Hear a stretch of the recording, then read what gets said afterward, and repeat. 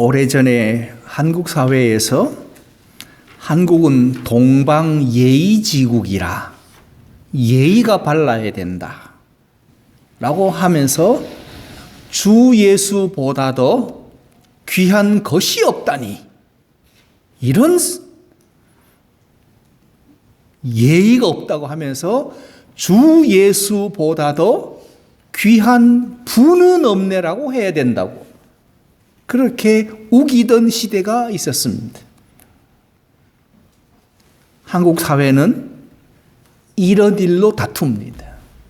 귀한 것이면 어떻고 귀한 분이면 어떠냐, 넘어갈 수 있는 문제인데 동방예의지국이라고 하면서 예수님을 귀한 것이라고 그렇게 막 하면 안 된다. 귀한 분으로 우리가 존중해야 되고 예의를 갖춰야 된다 라고 한 적이 있었습니다. 주 예수보다도 귀한 것이 없네가 맞습니다. 이 찬양을 부르시면서 여러분은 무엇을 생각하셨습니까? 그래, 맞아. 예수님보다 귀한 것은 없는 거야. 그렇지. 어디 세상에 예수보다 귀한 것이 있어? 라는 생각은 우리 모두 다 공통적으로 같습니다. 그런데 우리가 생각하지 못하는 부분은, 그래, 주 예수보다 더 귀한 것이 없으면 그러면 나는 예수를 위해서 무엇을 버려야 할까? 무엇을 버리고 살아야 될까? 무엇을 끊고 무엇을 포기하고 무엇을 버려야 할까는 우리는 1도 생각하지 않습니다. 왜냐하면 나는 지금 예수를 잘 믿고 있다. 열심히 믿고 있다. 최선을 다하고 있다. 라고 자기가 스스로 자기 믿음을 인정하고 있기 때문에 뭘 버려야 하는지는 우리는 생각 밖에 있습니다. 누가복음 5장에 나오는 시몬이라는 사람은 갈릴리의 어부입니다. 오늘 본문 마지막에는 그가 예수님의 제자가 되기 위하여 모든 것을 버려두고 예수를 쫓아간 사람이었습니다. 그러나 그의 처음 시작은 그렇지 않았습니다. 누가복음 5장 1장의 1절에 무리가 옹위하여 하나님 말씀을 들을새 예수는 게네사렛 호숫가에 서 계신다라고 말합니다. 여기서 옹위하다라고 하니까 우리의 생각은 많은 사람들이 예수께 찾아왔는데 모두 다 교양 있고 질서정연하게 인격자답게 둥글게 예수님을 에워싸서 앉아서 말씀을 들었을 것이다 라고 생각을 하십니다. 그러나 원어의 뜻은 전혀 다릅니다. 그게 아니라 무리들이 예수님을 밀쳐내고 있었다. 밀쳐내고 있었다. 사람들이 예수를 찾아왔는데 가만히 앉아서 말씀 들을 생각을 하는 게 아니라 예수님을 밀쳐내고 있었다. 왜냐하면 서로 예수님을 만져보려고. 마치 인천공항에 연예인이 도착을 하면 그 연예인을 보려고 많은 사람들이 공항에 나와서 그 사람 한번 만져보겠다고 막 밀치는 것과 같습니다. 오래전에 한국 사회에 탐 존스나 이런 유명한 가수들이 그 장충체육관에서 그 공연할 때 사람들이 무대 위에까지 달려 올라갔던 적이 있었습니다. 그렇다면 예수님을 찾아온 사람들이 조용하게 교양 있게, 인격적으로, 질서정연하게 앉아서 말씀을 듣는 것이 아니라 예수님을 밀쳐내는 이유가 무엇이겠습니까? 예수님의 공생의 특징이 말씀을 가르치시고 천국 복음을 전파하시며 그리고 한 가지를 더 하셨습니다. 각종 병든 자들을 고치시고 귀신을 내어 쫓아주셨습니다. 이 소문을 들은 갈릴리의 백성들은 말씀을 가르치고 천국 복음을 전하신 것은 기억하지 않습니다. 소경이 눈을 떴대, 안진뱅이가 일어섰대, 중풍병자도 나았다는데 아이고 간질도 고쳤대. 아니야, 죽은 나사로도 살렸어. 그러니까 예수님 하면 병 고치는 사람, 심지어 12년 혈루증 여인도 예수님의 옷을 만지더니 병을 고쳤다네. 온갖 소문이 예수님은 병 고치시는 분으로 소문이 납니다. 그러니까 예수님께 찾아오는 사람들은 서로 예수님 한번 만져보고 내 병 고치겠다고. 내 병. 이웃의 병이 아니라, 가족의 병이 아니요, 친구의 병이 아니라 내 병 고쳐보겠다고 예수님께 달려 들어와서 예수님을 밀쳐내고 있었다. 요한복음 5장에 보면 베데스다라는 그 못이 있습니다. 베데스다, 자비의 집이라는 뜻을 가진데 예루살렘 양문 곁에 있는 베데스다 못에 이런 소문이 있었습니다. 천사가 가끔 내려와서 물을 솟구치게 할 때에 가장 먼저 들어가는 사람이 병을 고쳤다더라 라는 확인 불가능한 소문을 사람들이 믿어버렸습니다. 그래서 성경에 보면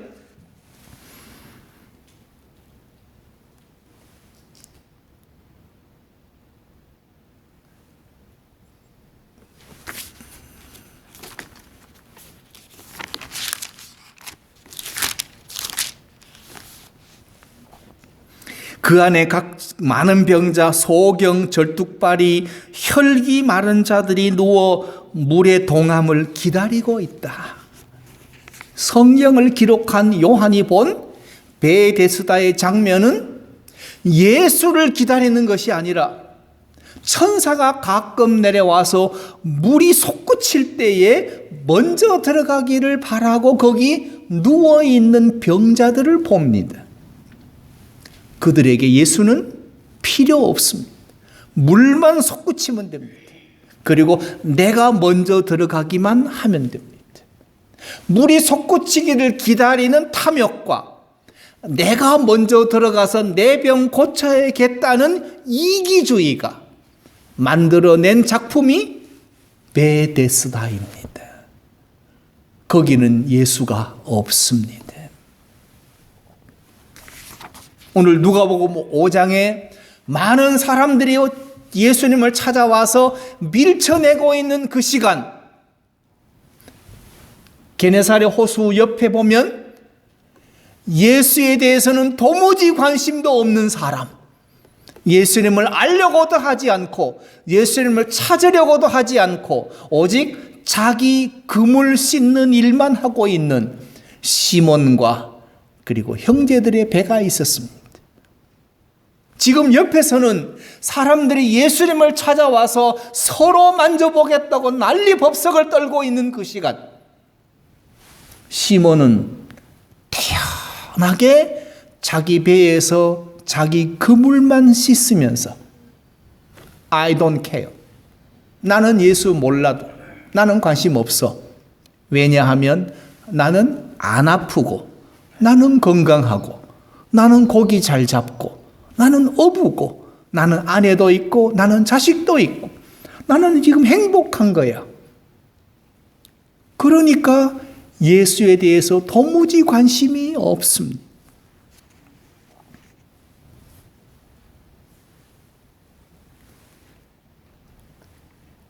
여러분은 어떻습니까?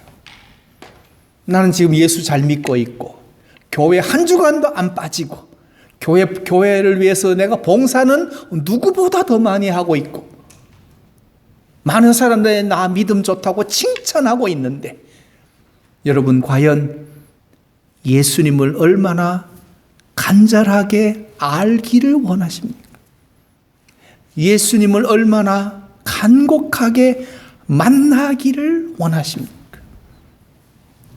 마치 게네사렛 호숫가에 그물 씻던 시몬처럼 자기 일만 전념하고 있으면서 예수에 대해서는 도무지 관심 없었던 사람처럼 그저 교회만 다니고 있지는 않습니까?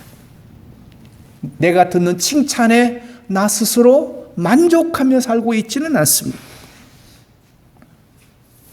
결국 예수님은 말씀을 전하실 장소를 찾아 나섰습니다. 성경 말씀은 이렇게 되어 있습니다. 호숫가에 두 배가 있는 것을 보시니 어부들은 배에서 나와 그물을 씻는지라. 예수에 대해서 아무런 관심도 없이 그저 자기 배, 자기 그물만 씻고 있는 배들을 예수님이 보셨습니다. 예수님께서 한 배에 오르시니 그 배는 시몬의 배라. 예수님께서 시몬의 배를 택하신 이 이유는 말씀을 전하고 싶었어. 예수님 옷이라도 만져보고 예수님 몸에라도 손을 대어서 내 병 고쳐보겠다고 달려드는 저 무리들을 향해서 예수님은 병 고치는 게 중요한 게 아니야. 천국 복음을 들어야 돼. 말씀을 가르치기 위해서 말씀을 전할 장소를 찾으십니다. 여러분을 예수님의 십자가의 보혈로 구속하여 하나님 자녀 방주교회 성도 삼아주신 이유와 목적은 여러분을 통해서 예수를 전하고 싶어서 여러분의 인생과 여러분의 삶과 여러분의 인격을 통해서 예수님을 드러내고 싶고 예수님을 알리고 싶고 예수님을 소개하고 싶어서 여러분을 불러 구속하신 것이지.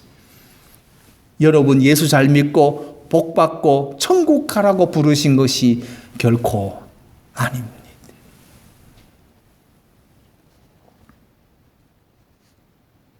우리 안 권사님께서 예배 시작 전에 이런 말씀을 하셨습니다.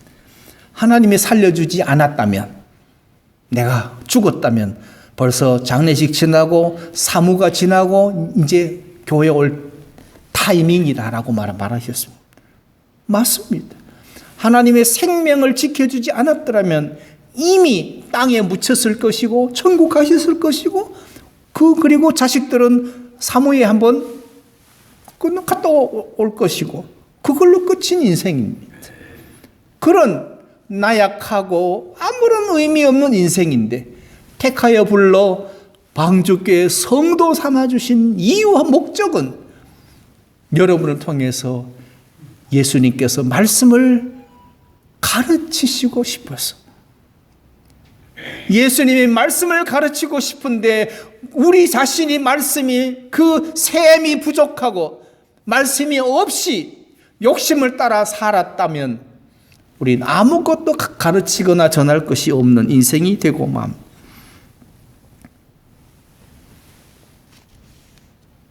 시몬의 형제가 배에서 그물을 씻는 것을 보십니다.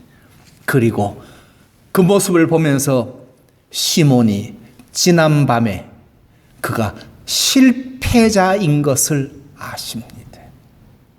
말하지 않아도 고백하지 않아도 그의 인생이 지난 밤에 실패자였음을 주님은 아십니다. 여러분의 60년의 인생이, 여러분의 70년, 80년, 90년의 인생이 실패자였음을 말하지 않아도 고백하지 않아도 주님은 아십니다. 주님은 아십니다. 주님 앞에 내어놓을 것 아무것도 없는 어리석고 미련한 자인 것을 주님은 아십니다. 예수님이 가르치신 말씀은 계시입니다. 그러므로 계시의 영으로 들으셔야 합니다. 말로만 듣는 것은 한국 사회의 문제입니다. 말로만 듣습니다.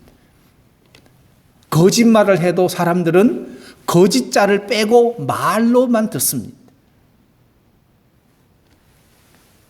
말하는 사람의 진실성과 말하는 사람의 진정성을 알려고 하지 않고 말로만 듣습니다.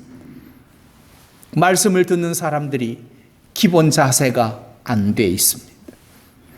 그래서 내가 듣고 싶은 말, 내가 원하는 말씀만 밑줄 쳐가면서 듣습니다.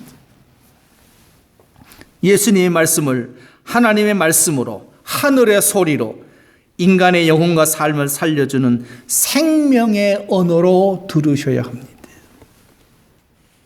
그렇기 때문에 찬송가 102장 주 예수보다도 귀한 것은 없네 찬송을 부르면서 우리는 무엇을 생각해야 되느냐?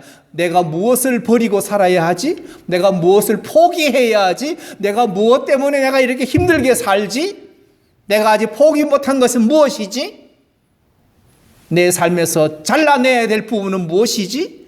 를 생각하셔야 되는데 우리는 정반대로 주 예수보다도 귀한 것 없는 예수를 내가 믿었으니 주여 더 많이 주시옵소서, 더 풍성한 것 주시옵시고 건강도 물질도 복도 다 주시옵소서라고 우리는 채울 생각만 하고 있고 무엇을 버려야 할지를 모르는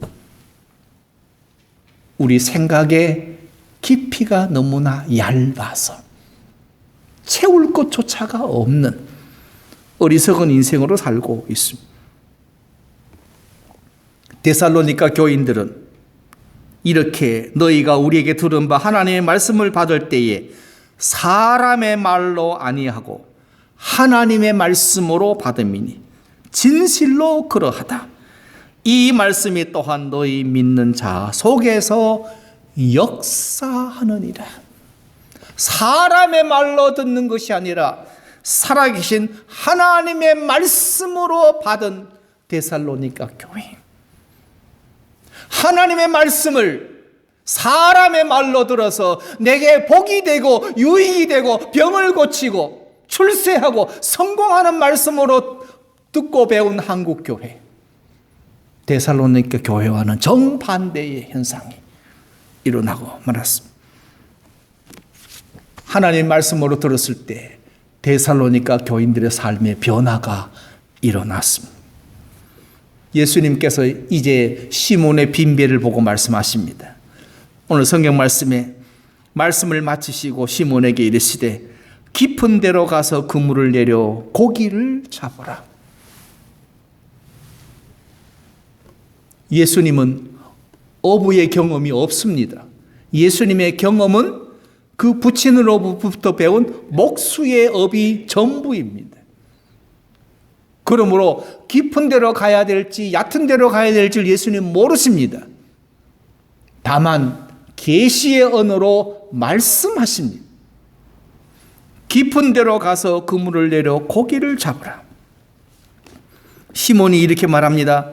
선생이여 우리들이 밤이 맞도록 수고를 하였으되 얻은 것이 없지만은 말씀에 의지하여 내가 그물을 내리겠습니다. 말씀에 의지하여 그물을 내리겠습니다. 지금까지 시몬은 조상대로 전해 내려온 어부의 경험으로 고기를 잡았습니다. 어부의 경험은 언제나 맞았습니다. 물때를 보고 시간을 보고 밤낮을 재고 수온을 보고 날씨를 보고 계절을 보면서 어부의 경험으로 언제나 그물을 내리고 고기를 잡았는데 한 번도 틀린 적이 없습니다. 한 번도 틀린 적이 없다 보니 시몬은 역시 어부의 경험이 최고야. 어부의 경험으로 살았습니다. 근데 예수님은 말씀을 하십니다. 내가 지난밤에는 잡은 것이 하나도 없습니다. 어부의 경험상은 이런 일은 있을 수 없습니다. 그런데 오늘은 어부의 경험이 아닌 내가 말씀에 의지하여 그물을 내리겠습니다. 말씀을 붙들고 사는 사람으로 조금 전까지 I don't care 하면서 그물을 씻던 시몬이 자신의 배에서 예수님이 가르치시는 생명의 계시의 언어를 들으면서 그 심령의 변화가 생겼어. 어부의 경험을 버리고 말씀을 붙들고 말씀에 의지하여 내가 그물을 내리겠습니다. 이것까지 내가 순종하겠습니다. 그랬더니 고기가 심히 많이 잡혔습니다. 그리고 나서 시몬이 이렇게 변화됩니다. 성경 말씀이 이렇게 말합니다. 오늘 8절 말씀에 시몬 베드로가 이를 보고 예수의 무릎 아래 엎드려 가로되 주여 나를 떠나소서 나는 죄인입니다. 나는 죄인입니다. 유대인이 유대인으로 살았는데 유대인이 유대인으로 살아온 인생을 스스로 죄인이라고 고백했다면 이건 놀라운 일 아닙니까? 유대인들은 언제나 이방인들을 향해서 정죄하고 판단했던 사람들인데 유대인이 유대인으로 일생을 살아왔다면 그는 잘 살아온 거 아닙니까? 그럼에도 불구하고 유대인으로서 살아온 그의 인생을 버리고 오늘 예수님 앞에서 나는 죄인입니다 를 시인한 겁니다.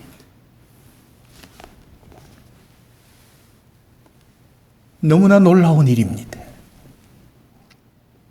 여러분은 과연 얼마나 진실되게 십자가 앞에서 주님, 저는 죄인입니다 고백한 적이 있으십니까? 내가 일평생 예수 믿는다고 했는데 내가 죄인입니다를 고백해 보셨습니다. 목사로서 30년이 넘는 세월을 이렇게 사역을 하면서 깨달은 것이 하나 있다면 말씀을 연구하고 묵상하면 할수록 내가 얼마나 어리석고 미련하고 비참하고 초라해 보이는지 모릅니다. 정장을 입고 여러분 앞에서 말씀을 나누는 이 시간만큼도 내가 얼마나 연약하고 어리석고 미련한 자인지를 알게 됩니다. 십자가 앞에서 어쩔 수 없이 한없이 낮아지고 작아지는, 그래서 예수로밖에는 채울 것이 없는 이제는 그 어떤 것으로는 채워서는 아니 되는 그런 자리에 우리 방주교회 성도가 예수로 채워지면 우리의 남은 생에 사명 감당하며 충성하고 그리고 예수 복음 전하다가 하나님 앞에 기쁨과 감사로 찬미하며 하나님 앞에 나아갈 수 있지 않겠습니까? 그래서 예수님은 시몬에게, 예수로 채워진 시몬에게 사명을 주시면서 말씀하십니다. 무서워 말라. 이제 후로는 내가 사람을 취하리라. 무서워 말라. 이제 이후로, 오늘 이후로 너는 내 제자가 되어 사람을 취하는 자가 되리라. 저희가 배들을 육지에 대고 모든 것을 버려두고 예수를 따라갔습니다. 이걸 성경은 제자라고 하고 있고, 이것을 사도 바울은 그의 서신에서 성도라고 말합니다. 성도는 이렇게 고귀하고 영광스럽고 존귀한 가치요 이름입니다. 그 가치와 이름에 우리 방주교회 성도들이 합당하게 우리의 믿음으로, 우리의 삶으로 충성되이 섬기는 한 해가 되기를 바랍니다.